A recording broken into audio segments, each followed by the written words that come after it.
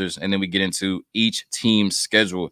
A lot of people saying Texas has a cupcake schedule going into the SEC. I'll get John's thoughts on that after the breaks.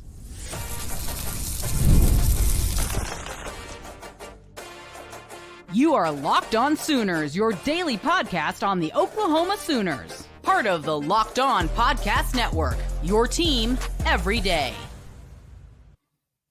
All right, John. So, like I said, looking at Texas' schedule, a lot of people think it's very, very favorable for the Longhorns going into year one in the SEC. And, I pride myself on being truthful on this podcast, and I have to agree, right? Texas certainly got a huge break on the schedule when you look at it compared to some other, SEC teams like Oklahoma's schedule or Florida's schedule this year, right? Texas is definitely not sweating bullets like, maybe some fans of those teams. So when you look at the Texas schedule, what are your thoughts on it? Going into the season. I think it is favorable. And I think I appreciate your honesty and I appreciate your forthrightness there that you're willing to admit that. But here's the thing about schedules is you really don't know what it's going to look like until you get through the schedule, to be honest. Like Oklahoma's schedule right now looks tough. Texas's look favorable, but who knows where these teams could turn out to be and what, a team like Mississippi State could end up being in year one under Jeff Lebby. I get Mississippi State has not been a good program. That's not a team that you're expecting to contend for an SEC title, but they have an offense that could make things interesting. Let's just say that Texas should win that game, no doubt, but they're going to have an offense that again should make some things interesting. And I know before we, scoff at the Blake Shapen thing, listen, he is an experienced quarterback that's capable of doing the simple things well. But I look at Texas's schedule, and I think it really comes down to 4 games. I think it comes down to the trip to Ann Arbor against Michigan. Again, not the same Michigan team that was last year. Yes, they're the defending national champions. That's not the same team. It obviously OU Texas is always going to be the game on the schedule. No matter what other games are on the schedule, OU Texas is going to be the one that gets everybody gassed up and fired up for it. And listen, I think that's going to be another classic this year. Then you've got Georgia, visiting Austin. That's going to be a phenomenal matchup with a phenomenal atmosphere, probably a college game day atmosphere. And then I think you got 2 more on this one. You got Florida coming to Austin, which listen, I know Florida, we're scoffing at the Billy Napier era. It's not gone well for the Gators, but he's recruited fairly well and they're going to be battle tested at that point. So going to Austin isn't going to be some like shock to them. They're going to have played in some really tough games to that point. And then obviously Texas A&M, the game that everybody's been itching to get back on the schedule for a decade, except for Aggie fans, that is, or Aggie administrators. So I think those are the games that are going to really determine what Texas's season looks like. And hey, they could go 4-1 in those games, 5-0. I mean, I think they'll probably go around 3-2, but I think, listen, the sky's the limits, but I think there's a great chance that Texas has a good season because of how they play in those games. Yeah, no, you hit the nail on the head. Like you really don't know until you see these teams on the field. I think Kentucky, is a team that you didn't mention that could be a lot better. A lot of Texas fans are penciling in a win there.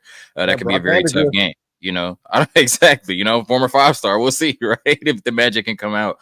But yeah, Texas A&M on the road, Arkansas on the road, you don't know, what really happens until you get into those type of environments. And then you mentioned Michigan, that's still one of the best defenses in the country, and then, Oklahoma and Georgia.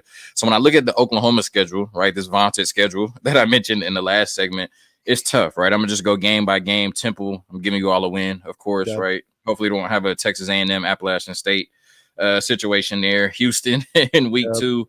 I think that's going to be a win for Oklahoma. Tulane, definitely been a tough team over the last couple of years, but Oklahoma at home should take care of them. This is where it gets interesting. Number 15, Tennessee. I'm not as high on Tennessee as everybody else seems to be, especially when I talk about Jackson Arnold. I can't make the argument, even though, Nico Yamaleva didn't turn the ball over 4 times against Iowa. You know what I mean? He's still going into his second start as well, right? So, not as high on Tennessee, even at number 15. I'm giving Oklahoma a win there. So I got you all starting, off 4-0. Then at Auburn, I saw Zach the other day on Locked On Auburn said that the Oklahoma game will be Auburn's biggest win of the year. Do think that could be a tough game at Auburn, but I'm giving you all the win. So I got Oklahoma starting off 5-0, right? Texas, Red River, you don't even know what I have to put. Obviously a loss, right? So I have you losing in Red River 5-1, beating South Carolina, right? This is where it gets interesting. at Ole Miss. I just think that game is going to be too tough on the road. I think Ole Miss is going to be a juggernaut this year. Quarterback and coaching matchup right now, I would give to Ole Miss, and I think that determines the game. So I have that as a L. Maine as a win at 11 Missouri, right? I know that outside of Texas, this is the game that all Sooner fans are chomping at the bit for. Same thing. You know, you mentioned it last segment, or I think in the first segment. Missouri is getting a lot of credit for doing it one time. Can they do it 2 years in a row? So I have Oklahoma winning that game. Alabama comes to town. I have that as a loss. Number 5 team in the country. And then at LSU, one of the toughest places to play, coaching and quarterback matchup. Right now, this may be my hot take. I'm taking Garrett Nussmeier over Jackson Arnold and Brian Kelly over Brent Venables. So I have the Oklahoma Sooners at 8-4. But some people would say that Tennessee game could be a loss for Oklahoma. Some people would say at Auburn could be a loss for Oklahoma. So, you know, or Missouri could be a loss for Oklahoma. So I gave, you know, the Sooners credit. You know, like you said, it's a program that always figures it out, right? And we did see big strides last year from Brent Venables, but I could also see why some people would look at this schedule and say 7-5 or 6-6 would be reasonable because it's a gauntlet, right? What do you think? Yeah, I think you probably hit the nail on the head there. You know, there's going to be a game that they lose that they probably shouldn't, but I think there's going to be a game that they win that people don't expect them to win. I like Oklahoma in their home games, even against Tennessee and against Alabama. You know, that road trip to Baton Rouge, I don't care who the quarterback is. You're going to Baton Rouge. You're probably playing at night. Weird things happen. It gets crazy. So I'm not super stoked about picking that one later in the season. I don't love it. And then, yeah, that trip to Oxford is going to be tough. I mean, Jackson Dart is a really, really good quarterback. I think he is one of the underrated Heisman picks. I don't think he's getting enough love. And then, yeah, Lane Kiffin's a really, really good coach. And I think they've made enough transfer additions on the defensive side of the ball that it's going to create a lot of problems for Oklahoma's offense. You know, the Auburn game, it's going to be one of those weird ones because you're going into a big time road environment for the Sooners, but what's Auburn going to be this year? I mean, this is a team that lost to New Mexico State last year. So are we so sure that Auburn is so much improved that that's going to make up the talent difference and that the environment is going to make up the talent difference between Oklahoma and Auburn? I'm not so sure. So I feel comfortable in that one. And then, yeah, the Red River Showdown, I mean, that's a coin flip. You know, it doesn't matter if it's the Kyler Murray, Texas or Oklahoma Sooners that are one of the best teams with the best offenses in the nation, or if it's last year when it was Texas and Quinn Ewers that were one of the better teams in the nation. Like, that game is going to come down to, you know, a few possessions here and there, and you throw everything else out the window because it's just going to be a great game regardless. And I think that's what makes it the best rivalry game in college football.